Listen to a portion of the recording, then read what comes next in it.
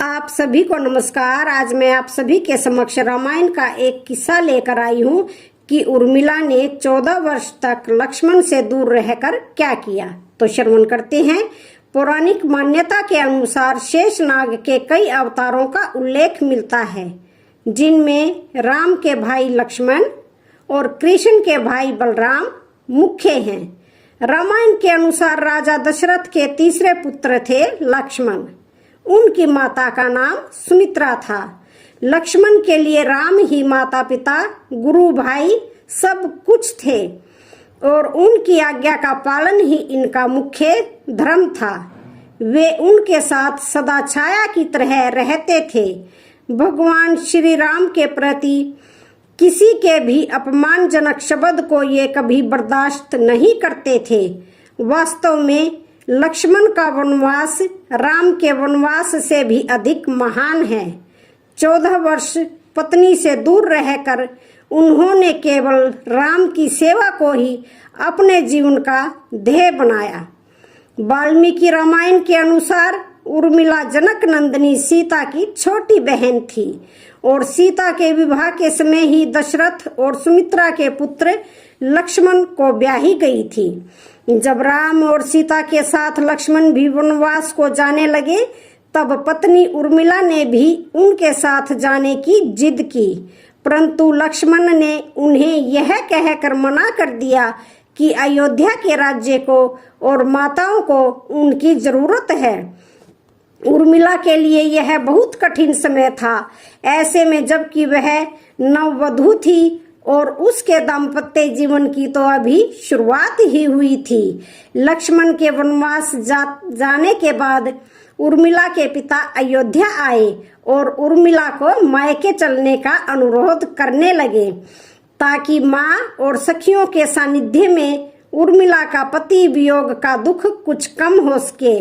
परंतु उर्मिला ने अपने मायके मिथिला जाने से इनकार करते हुए कहा कि पति की आज्ञा अनुसार पति के परिजनों के साथ रहना और दुख में उनका साथ नहीं छोड़ना ही अब उसका धर्म है।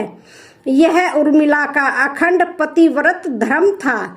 जब लक्ष्मण जा रहे थे, तब इस सबसे विकट क्षणों में भी उर्मिला आंसू नहीं बहा सकी, क्योंकि उनके पति लक्ष्मण ने उनसे एक और वचन लिया था कि वह कभी भी आंसू नहीं बहाएगी, क्योंकि अगर वह अपने दुख में डूबी रहेगी तो परिजनों का ख्याल नहीं रख पाएगी।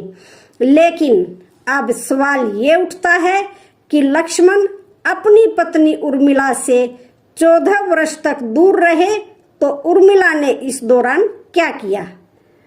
तो सुनते हैं। इस संबंध में मान्यता पर आधारित एक कथा पढ़ने को सुनने को मिलती है। इस कथा का वर्णन रामचरितमानस आदि में नहीं मिलता है। कथा यह है कि रावण के पुत्र मेघनाथ को यह वरदान था कि जो व्यक्ति 14 वर्षों तक नहीं सोया हो, वही उसे हरा सकता है। हालांकि लक्ष्मण अपने भाई श्री राम और भाभी सीता की सुरक्षा और सेवा में इतने लगे रहे कि वे 14 वर्ष तक नहीं सो पाए। कथा के अनुसार उनके बदले उर्मिला 14 वर्ष तक सोती रही। रावण के वध के बाद श्री राम, सीता और लक्ष्मण वापस अयोध्या लौट आए। वहां प्रभु श्री राम के राज तिलक की तैयारी होने लगी।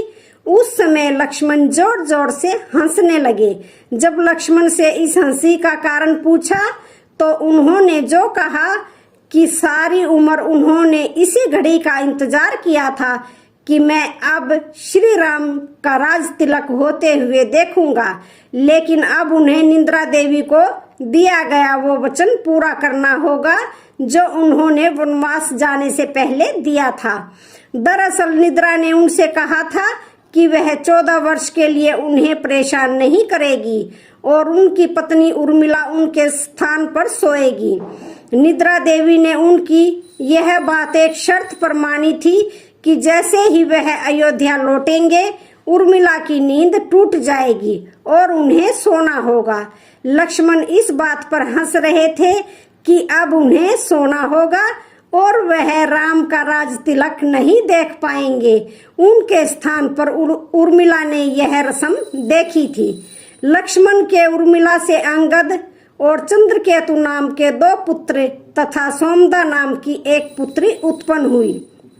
अंगद ने अंगदियापुरी तथा चंद्रकेतु ने चंद्रकांतापुरी की स्थापना की थी। उर्मिला के पतिव्रत का बल। एक अन्य कथा के अनुसार लक्ष्मण की विजय का मुख्य कारण उर्मिला का पतिव्रत धर्म था। मेघनाथ के वध के बाद उनका शव श्री राम जी के युद्ध शिविर में रखा हुआ था। उस शव को मेघनाथ की पत्नी सुलोचना लेने आई। पति का छिन्न शीश देखते ही सुलोचना का हृदय अत्यधिक द्रवित हो गया। वह रोने लगी। रोते रोते उसने पास खड़े लक्ष्मण की ओर देखा और कहा, सुमित्रा नंदन, तुम भूल कर भी घमंड मत करना कि मेघनाथ का वध मैंने किया है। मेघनाथ को धाराशाही करने की शक्ति विश्व में किसी के पास नहीं थी। यह तो 2 पतिव्रता नारियों का भाग्य था। अब आप सोच में पड़ गए होंगे कि निद्रा देवी के प्रभाव में आकर अगर उर्मिला 14 साल तक सोती रही तो सास और अन्य परिजनों की सेवा करने का लक्ष्मण को किया वादा उन्होंने कैसे पूरा किया। तो उत्तर यह है कि सीता माता ने अपना एक वरदान उर्मिला को दे दिया था। उस वरदान के अनुसार उर्मिला एक साथ 3 कार्य कर सकती थी। उर्मिला के अलावा सीता की 2 बहनें और थी, मांडवी और श्रुतकीर्ति। मांडवी राजा जनक के छोटे भाई कुशध्वज की बेटी थी।